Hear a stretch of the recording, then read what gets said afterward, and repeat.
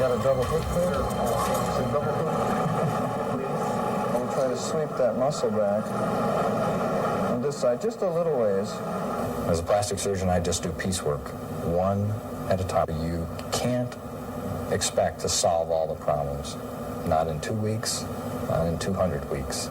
For Dr. Bob Mann of Grand Rapids, Heal the Children's declared war on pain and suffering comes down to this one child, a child who will never know him, but hear stories later of the tall, graceful Michigan doctor who fixed his mouth. I certainly wish I knew more medicine, because as a physician, I've been taught in many, many areas, but I'm not necessarily an expert in anything but plastic surgery. Dr. Mann's knowledge was more than adequate for the Guatemalan doctors who watched the procedures intently. Following the proverb about teaching a man to fish, the West Michigan doctors tried to leave their Guatemalan counterparts with the knowledge to heal their own children. I suture it in and leave it there for 5 days. I suture it well. I don't want the baby to choke on it if it would come loose.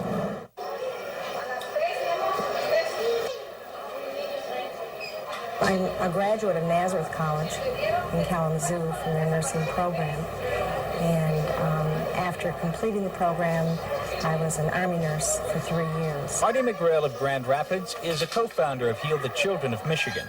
She and Mary Schutt, another Grand Rapids nurse, take the children to surgery, then bring them back to care for them in the recovery room. Part of their domain is this massive children's ward, where each bed is filled with examples of the good and the bad of the Guatemalan system. Like 1-year-old Pedro de Pet. His burns from hot coffee, his mother says, prevent him from lying down and cause him to cry constantly. Pedro's bed was soaked with urine. The anesthesia becomes important because the anesthesiologist has to wake you back up. It's not just a matter of putting you to sleep. Anesthesiologist Jim Brownie of Ada, like his counterpart on the trip, certified registered nurse anesthetist Paul Cahala of Kalamazoo, have a tough task in Guatemala.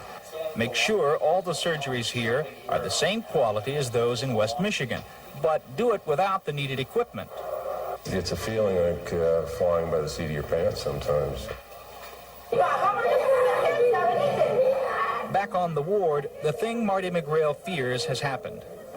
Children with infections, very bad infections, wander into a burn unit.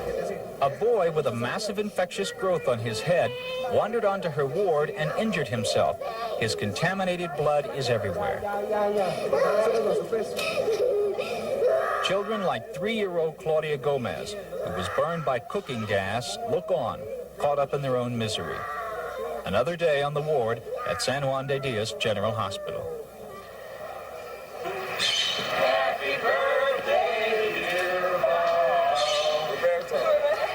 On the day Dr. Mann turned 36 years old, the team set out for the city of Chichicastenango, about 100 miles into the mountains, to screen patients at a missionary hospital. If healthcare in Guatemala City was barely adequate, out here in the countryside, it is practically non-existent. In one of the most scenic parts of the world, the Mayan and Quiche Indians live as they did decades ago.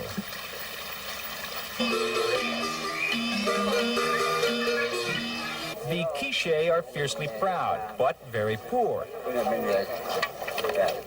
These areas are agriculturally based, and life centers around the market.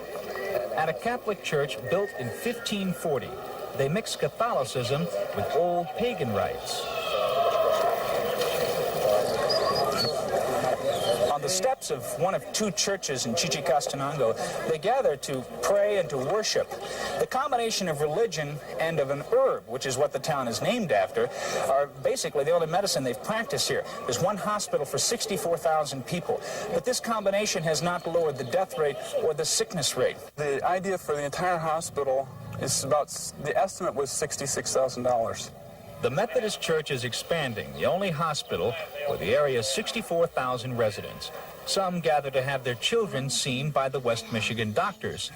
This 3rd grader has a cleft palate, or a hole in the roof of her mouth, which prevents her from speaking normally. ¿Puede decir 4? Okay. What, Chichicastenango? ¿Puede decir Chichicastenango? ¿Puede decir 15? But the team would only have the chance to operate on one child, a little girl who looked like an old woman because of burn scars. First thing we do is divide along the scar line very carefully. Yeah, that's good. The children who have these deformities are not children. They're not even people.